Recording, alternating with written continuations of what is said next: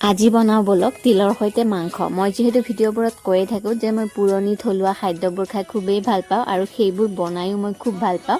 আৰু এই যে দেখিছে আদা নহৰু থেতেলোৱা টেকনিকটো মোৰ নতুনকৈ খুবেই ভাল লগা হৈছে।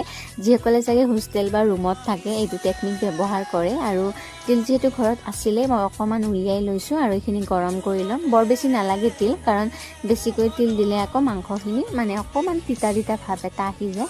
আৰু তিলখিনি অকণমান গৰম কৰি লৈ এইখিনি মই গুড়ি কৰি লৈছোঁ। মাংসখিনি যিহেতু মোৰ প্ৰায় আধা হৈয়ে আছিলে তেতিয়াই মই ইয়াতে তিলখিনি দি দিছোঁ। তাৰপিছত ভালকৈ ভাজি অকণমান গৰম পানী দি দিছোঁ।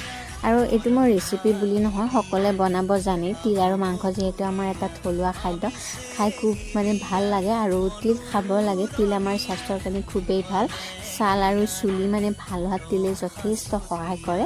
দেখিবলৈ অকণমান ক'লা ক'লা হয় যদি খাই খুব ভাল লাগে। ময়ো মানে খাই খুব ভাল পালোঁ। ইফালে আমাৰ আলহীও আছিলে, আলহীও খাই খুব ভাল পালে বুলি ক'লে আৰু আমি ধুনীয়াকৈ খালোঁ। আপোনালোকে এনেকৈ বনাই খাব। আজিলৈকে মানে পুনৰ এটা নতুন ভিডিঅ'ৰ সৈতে আহিম। বাই।